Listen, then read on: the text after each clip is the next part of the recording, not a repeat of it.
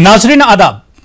नाजरीन, आज हमारे साथ इस खुसूसी पेशकश में बहुत अहम शख्सियत जुड़ी हुई हैं, क्योंकि लगातार मुल्क में कोरोना वायरस के मामले बढ़ रहे हैं और इसके अलावा खासतौर से अगर हम साउथ की बात करते हैं और आंध्र प्रदेश की हम बात करते हैं, यहां पर भी कोरोना वायरस का कहर लगातार जारी है। लेकिन जिस तरह से आंध्र प्रदेश की सरकार और खासतौर से वजीर आला जगन मोहन रेड्डी ने हालात पर एक तरह से गिरफ्त बनाई है, पकड़ बनाई है, लगातार रिकॉर्ड पैमाने पर यहां पर कोरोना के टेस्ट कराए जा रहे हैं, जो मुतासरीन है उनकी मदद की जा रही है हर तरह की, क्योंकि जगन मोहन रेड्डी हुकूमत को 1 साल मुकम्मल हुआ है पिछले 31 मई को। ऐसे में रियासत के हालात कोरोना के बाद किस तरह के अब बन रहे हैं, सरकार किस तरह से काम कर रही है, पिछले 1 साल का कितना एक्सपीरियंस किस तरह का रहा है, इस पर आज बातचीत करने के लिए मेरे साथ बहुत अहम शख्सियत रियासत आंध्र प्रदेश के नायब वजीर आला अमजद बाशा साहब मेरे साथ रास्तौर पर जुड़े हुए हैं। उनसे हम बात करेंगे और तमाम हालात पर चर्चा करेंगे जो मौजूदा सूरत हाल है।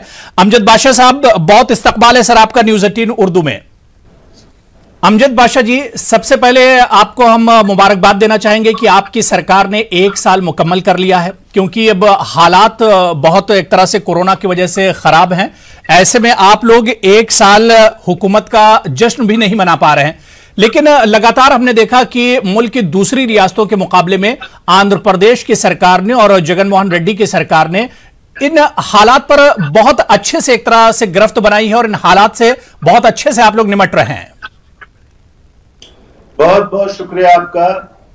कि बोले तो आंध्र प्रदेश में जो वाईएसआर कांग्रेस पार्टी की जो सरकार है जी, जो हमारे Abdul Aziz chief minister Shri YS Jagan Mohan Reddy sahab के ज़ेरे निगरानी में जो हुकूमत कायम हुई है, हमने 1 साल का वक्फा जो था जो पूरा कर लिया है। अल्लाह का बहुत बड़ा करम है कि 1 साल में हमने बहुत कामें हमारे आंध्र प्रदेश के अवाम के लिए किया है जी। जो दूसरी हुकूमतें बहुत अरसे में जो प्रोग्राम्स नहीं किए हैं, हमारी हुकूमत आने के बाद 1 साल के वक्फे में हमने बहुत से काम अंजाम किए हैं जो आम आदमी के लिए, गरीब तबके के लोगों के लिए, बेरोजगारों के लिए बहुत से हमारी हुकूमत ने जो हमारा टॉप प्रायोरिटी जो एग्रीकल्चर, जो क्या है एजुकेशन एंड हेल्थ, ये 3 को हमने टॉप प्रायोरिटी दिया है इस साल में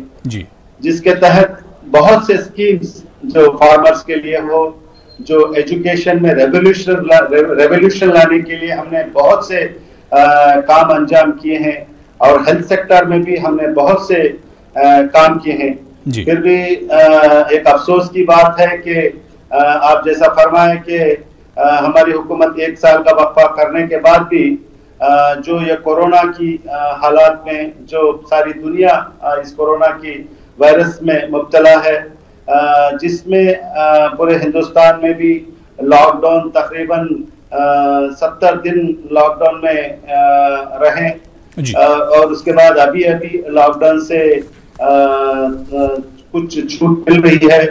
आहिस्ता आहिस्ता नॉर्मलसी के तहत हम आगे बढ़ रहे हैं जी। फिर भी अल्लाह का बहुत बड़ा करम है कि हमने आंध्र प्रदेश में हमारी हुकूमत और हमारे चीफ मिनिस्टर की क्या बोलते हैं ज़ेरे निगरानी में हमने ये कोविड जो 19 है जिस पे हम एक तरीके से हम काबू पा लिया है। क्यों बोले तो हम देखते हैं कि आप दूसरे स्टेटों के मुकाबले में अगर आप कंपेयर करेंगे तो हमारे स्टेट में तकरीबन हमने हमारे जो पॉपुलेशन जो 5 करोड़ का पॉपुलेशन है तकरीबन, जिसमें हमने 4,37,000 आज तक कल तक का हमारा जो टेस्टिंग हमने किए है, ये बहुत बड़ी तादाद है। 5 करोड़ की आबादी में हमने 4,37,000 लोगों को हमने टेस्ट किया, जिसमें हमको कंफर्म केसेस 4,000 कल तक का डेटा है, ये 4,460 हमको कंफर्म केसेस मिले, जिसमें रिकवर्ड केसेस 2,640 हमने रिकवर कर लिए हैं, जिसका परसेंटेज नियरली 60% हमने रिकवरी केसेस हमारे स्टेट में हमको मिलते हैं और एक्टिव केसेस हमारे को 1747 हमारे पास एक्टिव केसेस अभी भी हैं और disease cases at around 73 death cases हमारे पास हुए हैं, जिसका रेशियो हम देखेंगे तो डेथ परसेंट नियरली 1.64% ही हमारे स्टेट में है। जी बिल्कुल अमजद बादशाह जी, जिस तरह से आपने जिक्र टेस्टिंग का किया, आज पूरे मुल्क में हम देख रहे हैं कि आंध्र प्रदेश की सरकार की एक तरह से तारीफ हो रही है, सताइश की जा रही है। जिस तरह से पहली बार जगन मोहन रेड्डी जी वजीर आला की कुर्सी पर बैठे, बहुत ज्यादा उन्हें एक्सपीरियंस नहीं था और उसके बाद इतनी बड़ी परेशानी आई, लेकिन आज पूरे मुल्क में आंध्र प्रदेश की तारीफ की जा रही है, जितने बड़े पैमाने पर आप लोगों ने कदम उठाया और इतने बड़े पैमाने पर आप लोगों ने रिकॉर्ड टेस्टिंग कोविड-19 की है। किस तरह से इन मुश्किल हालात में आप लोग एक तरह से काम कर रहे हैं? नहीं, जो ये इसका पूरा दारोमदार हमारे जो नया सिस्टम हमने हमारे हुकूमत आने के बाद हमारे चीफ मिनिस्टर साहब ने एक सिस्टम हम लेके आए, जिसका बोलते हैं हम सेक्रेटेरिएट सिस्टम जी, जहां पे 2000 की जो आबादी रहती है वहां पे हमने एक सेक्रेटेरिएट काम किया है। वो सेक्रेटेरिएट में तकरीबन 10 से 12 लोग वहां पे सेक्रेटरीज के तौर पे काम करते हैं, डिफरेंट डिपार्टमेंट की तरफ से। ये हमने हमारी हुकूमत आने के बाद हमने तकरीबन 1,35,000 लोगों को हमने गवर्नमेंट एम्प्लॉयमेंट दिया है ये सेक्रेटेरिएट में, पूरे आंध्र प्रदेश में हमने जी।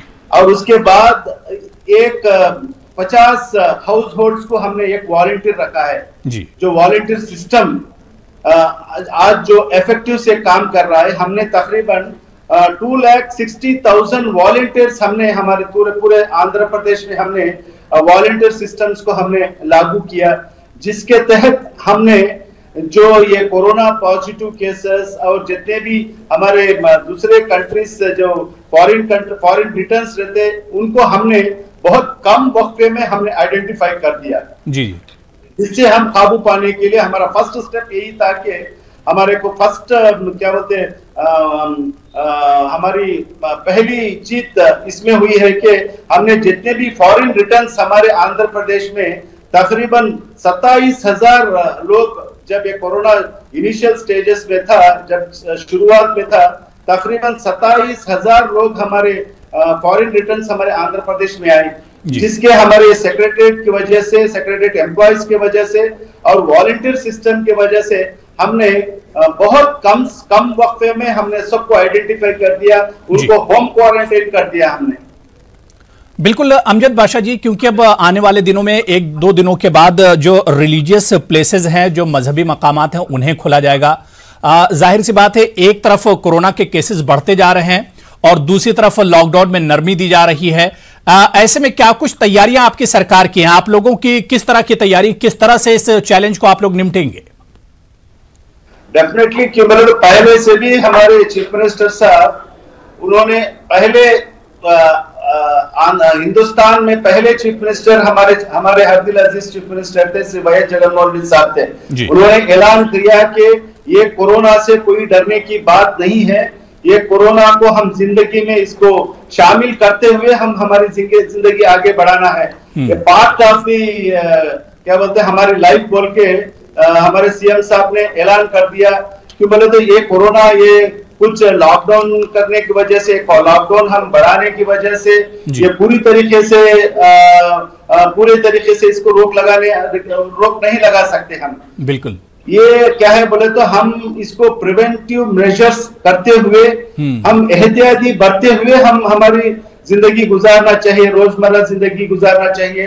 हमारी रोजमर्रा जिंदगी में जो प्रिवेंटिव मेजर्स है उनको हम लागू करना चाहिए। इसके साथ हम आगे बढ़ेंगे तो हम इसको बहुत हद तक हम इसको कंट्रोल कर सकते हैं, बल्कि हमारे सीएम साहब ने पहले ही कह चुका है।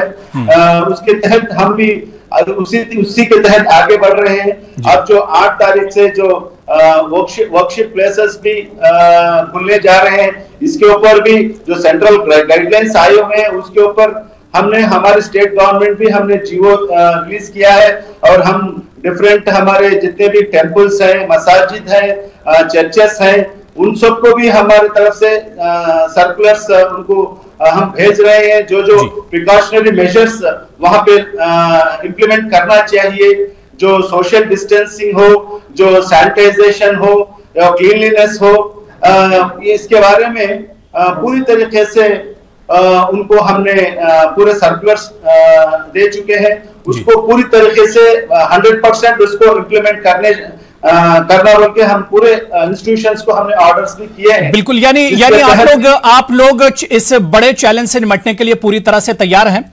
अमजद बादशाह साहब, इस मुश्किल की घड़ी में जहां पर हम देखते हैं कि नॉन बीजेपी जो स्टेट्स हैं, जो गवर्नमेंट्स हैं, वो सेंटर की गवर्नमेंट से नाराज नजर आती, चाहे वेस्ट बंगाल की बात करें, महाराष्ट्र की बात करें, राजस्थान की बात करें। ऐसे में मेरे दो सवाल हैं अमजद बादशाह साहब। एक तो लगातार जो आंध्र प्रदेश की सरकार है, हम देख रहे हैं कि सेंटर की जो स्कीम है उससे फायदा उठा रही है, और इस मुश्किल घड़ी में अमजद बादशाह साहब सेंटर से किस तरह की मदद मिल रही है? क्या जिन चीजों की जरूरत है इस मुश्किल घड़ी में वो तमाम सेंटर की जो गवर्नमेंट है वो आपके साथ खड़ी है? देखो साहब, पहले क्या है, हमारा जो आंध्र प्रदेश है ये नया स्टेट जो बाइफर्केशन के बाद जो स्टेट बना है, हमारा ये नया स्टेट है जो डेफिसिट बजट के साथ ये स्टेट बनाया गया है। ये आज हमारे स्टेट में आज फाइनेंशियल डेफिसिट के साथ हम चल रहे हैं। हमको सेंट्रल गवर्नमेंट से हर तरीके से हम हर तरीके से फाइनेंशियल असिस्टेंस लेना ही हमको, हमारा स्टेट अगर आगे बढ़ना है तो सेंट्रल गवर्नमेंट का कोऑपरेशन बहुत जरूरी है। Central without the cooperation of the central government हम आगे नहीं बढ़ सकते। हमारे बहुत से स्कीम्स हैं जो हमारे हरदिल अजीज चीफ मिनिस्टर हम जो इलेक्शंस के पहले जो हम आवाम को वादे करे हैं, जो हमारे मैनिफेस्टो हम मैनिफेस्टो के तहत हम जो आवाम को वादे करे हैं, वो वादे हम आवाम के वादे पूरा करना है, और उसके बाद वादे पूरा करते हुए हम स्टेट को डेवलपमेंट की तरफ हम आगे लेके जाना है। तो हमको क्या है बोले तो स्टेट और सेंट्रल जो मिलजुल के जब काम करेंगे तभी हम डेवलपमेंट हम आवाम को बता सकते हैं। ये कॉन्सेप्ट से हम आगे बढ़ रहे हैं, जिसके तहत हमको सेंट्रल गवर्नमेंट से भी हमको जो स्कीम्स है वो स्कीम्स भी हमको लाने की हमारे चीफ मिनिस्टर साहब पूरी तरीके से कोशिश कर रहे हैं। जो अच्छा सेंट्रल गवर्नमेंट से हमारा रैपो भी अच्छा है, जिसके तहत हमारे सीएम साहब ने हमारे प्राइम मिनिस्टर साहब से भी बहुत बार मुलाकात की। क्यों बोले तो हमारा स्टेट न्यू बॉर्न स्टेट है, ऐसे स्टेट को हमको सेंट्रल की बहुत जरूरत है। इसके लिए मिलजुल के काम करना ही ये अकलमंदी है। इसके तहत ही हम स्टेट को आगे बढ़ा सकते हैं। बिल्कुल, जाहिर सी बात है कि इस मुश्किल घड़ी में मिलकर ही काम करने की जरूरत है, ताकि इस कोरोना जैसे जो परेशानी है, जो प्रॉब्लम है, इसे हम लोग शिकस्त दे सकते हैं। अमजद बादशाह साहब, ये बात तो कोरोना की हुई, क्योंकि आपकी सरकार ने, जगन मोहन रेड्डी जी की सरकार ने 1 साल कंप्लीट कर लिया है। ऐसे में अब अपनी सरकार को आप कहां पर पाते हैं? क्योंकि इलेक्शन में हमने देखा कि काफी वादे किए गए थे, और जो पहला बजट पेश हुआ था आंध्र प्रदेश सरकार का, उसमें भी कई बड़े ऐलान किए गए थे, चाहे उसमें हम अम्मा ओडी स्कीम की बात करें, इसके अलावा जो दूसरी और बड़ी स्कीमें थी उनकी अगर हम बात करें, तो कई नवरत्ना वेलफेयर स्कीम की बात करें, कई ऐसे वादे किए गए थे। और खासतौर से माइनॉरिटीज की अगर हम बात करें, मुसलमानों की अगर हम बात करें, तो इस 1 साल में कहां पर पाते हैं, कितना काम आपकी सरकार ने माइनॉरिटीज के लिए किया है पिछले 1 साल में? तो पहले मैं आपसे ये कहना चाहता हूं और तमाम व्यूअर्स को ये कहना चाहता हूं कि हमारी हुकूमत जो आने के पहले हमने जो वादे किया था, जो हमारे हरदिल अजीज चीफ मिनिस्टर जब अपोजिशन लीडर थे, जो उन्होंने एक पदयात्रा किया था, तकरीबन 14 महीने का वो पदयात्रा चला, तकरीबन 3428 किलोमीटर का वो पदयात्रा चला, जिसके दौरान उन्होंने तमाम तबकों के लोगों से उन्होंने मुलाकात की, और उनके जो परेशानियां थे, उनके जो तकालीफ थे, उन्होंने बहुत नजदीक से उन्होंने देखा और उन्होंने उनके तकालीफ को सुना।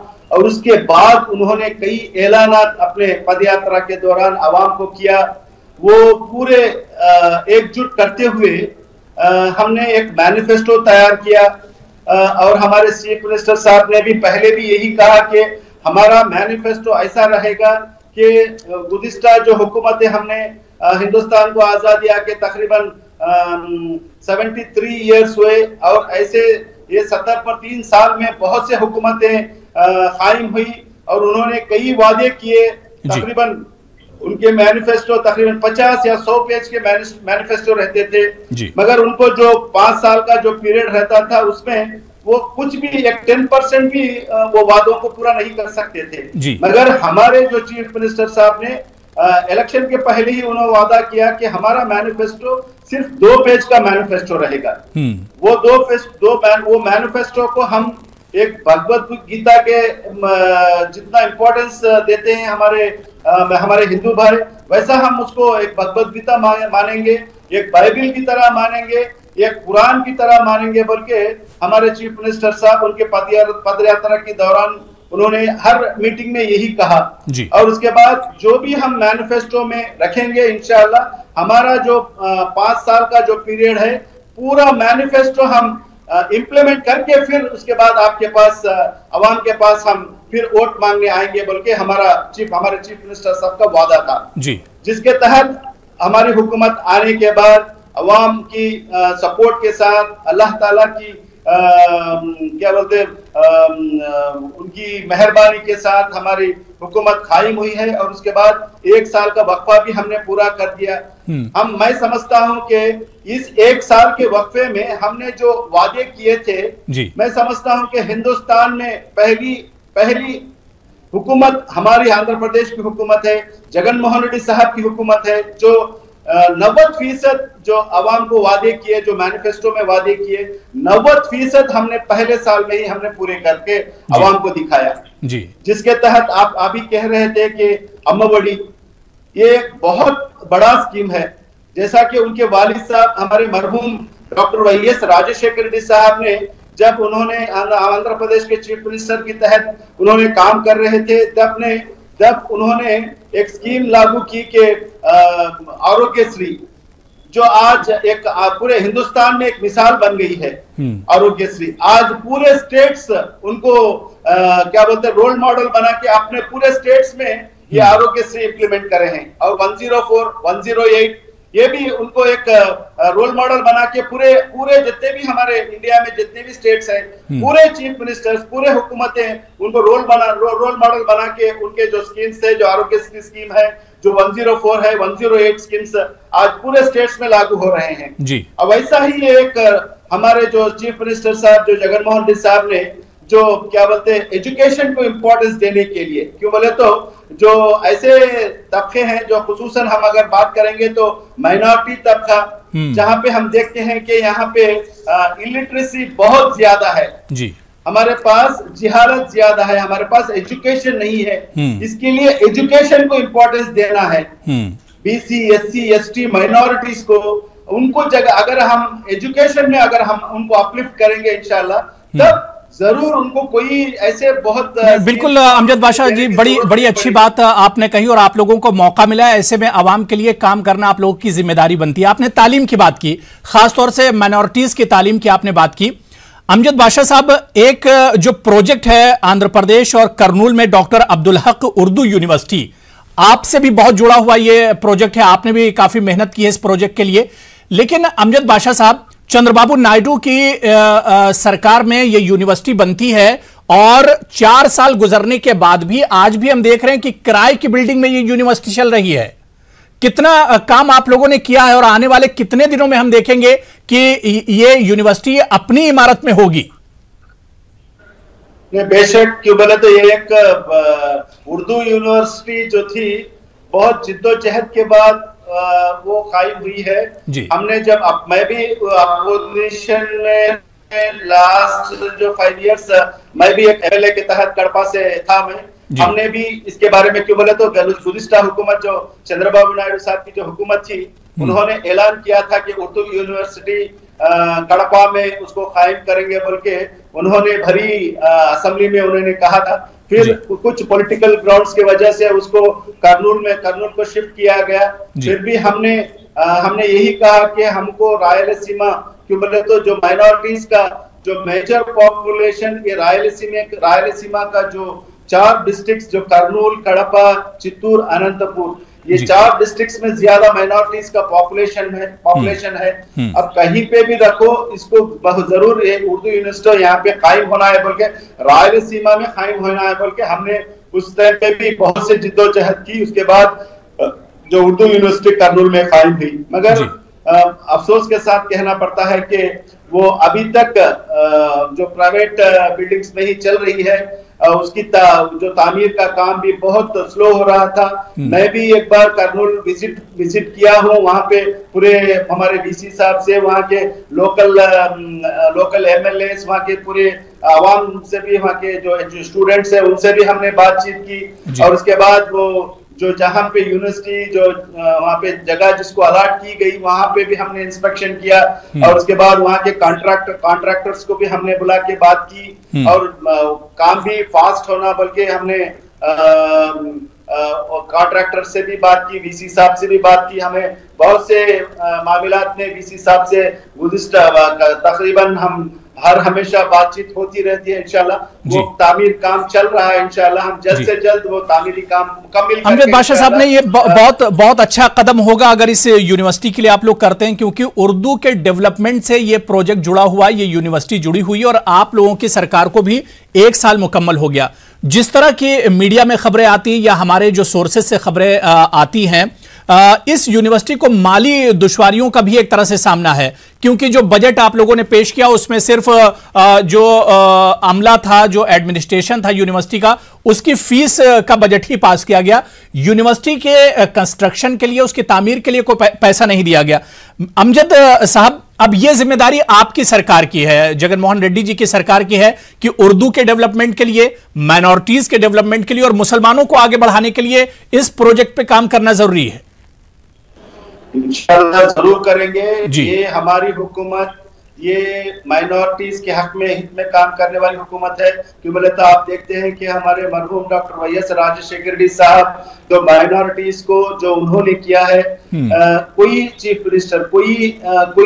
मिनिस्टर ऐसा काम नहीं अंजाम किया जो राजशेखर रेड्डी साहब जो माइनॉरिटीज के लिए किए, जो 4% रिजर्वेशन हो, फीस रिएम्बर्समेंट हो, ऐसे बहुत से स्कीम्स उन्होंने हमारे आंध्र प्रदेश में एज ए चीफ मिनिस्टर उन्होंने लागू की। और उनके पर्सन हमारे हमारे वैएस जगन मोहन रेड्डी साहब भी उनके वालिद साहब के नक्शे कदम पे इंशाल्लाह चल रहे हैं। माइनॉरिटीज को आगे बढ़ाना उनका मंशा है। बहुत से स्कीम्स भी इम्प्लीमेंटेशन करना बहुत इंटरेस्ट से है। उसी के तहत ये अम्मा बड़ी स्कीम है। आज देखते हैं माइनॉरिटीज इससे बहुत बेनिफिट पा रहे हैं। क्यों बोले तो हमारे माइनॉरिटी तबके में ही आज हम देखते हैं इलिटरेसी का परसेंटेज ज्यादा रहता है। इसके लिए उन सब ऐसे तबकों को आगे बढ़ाने के लिए ही ये अम्मा बड़ी स्कीम, जो हमारे माइनॉरिटी तबके में क्या रहता है, एक 10 साल का बच्चा अगर हो जाता है तो उसको कोई काम में छोड़ देते हैं, मोटरसाइकिल मैकेनिक शॉप में छोड़ते हैं, ऐसा कोई छोटे छोटे काम में छोड़ देते हैं, जिससे वो जो रोजाना जो 40 या 50 रुपये कमा के लाता है, वो उनके पेरेंट्स बहुत खुश रहते हैं, माँ बाप। ऐसा नहीं होना चाहिए। हर घर में एक इंजीनियर बनना चाहिए, एक डॉक्टर बनना चाहिए, बल्कि ये माओं को इंसेंटिव देने के लिए। क्यों बोले तो अगर माओं को अगर हम इंसेंटिव करेंगे तो अपने बच्चों को स्कूल्स को भेजेंगे। बल्कि ये स्कीम जो जगनन्ना अम्मा बड़ी जो स्कीम हमने लागू की है, ये माओं के अकाउंट को हम डायरेक्ट डाल रहे हैं। अपने बच्चों को स्कूल को अगर भेजेंगे तो बच्चों के माँ के अकाउंट में हम 15,000 रुपए डाल रहे हैं। ये गुज़िश्ता साल भी हमने, या 1 साल में हमने तकरीबन जो अम्मा बड़ी स्कीम है, अराउंड 53 लाख मदर अकाउंट्स को हमने 15,000 रुपए हमारे सीएम साहब उनके अकाउंट्स को ट्रांसफर किया है, जिसके तहत बहुत खुश है वो तबके के लोग, जो गरीब, जो ऐसे गरीब बिलो पॉवर्टी लेवल के जो तबके हैं, ये इससे बहुत खुश हैं। और वो बच्चों को भी बिल्कुल अमजद बादशाह साहब, बिल्कुल हमारी नेक ख्वाहिशात आपके साथ हैं, और जिस तरह से आपकी सरकार काम कर रही है, उम्मीद करते हैं कि आगे भी काम किया जाएगा उर्दू के डेवलपमेंट के लिए, मुसलमानों और माइनॉरिटीज के लिए, बल्कि पूरी रियासत के लिए आपकी सरकार तन मन धन से एक तरह से काम करेगी। हमारी नेक ख्वाहिशात भी आपके साथ हैं। अमजद बादशाह साहब, बहुत बहुत शुक्रिया अपना कीमती वक्त देने के लिए और हमारे साथ जुड़ने के लिए। शुक्रिया अमजद बादशाह साहब। तो नाज़रीन, हमारी इस खास पेशकश में अभी फिलहाल इतना ही। मुझे और पूरी टीम को इजाजत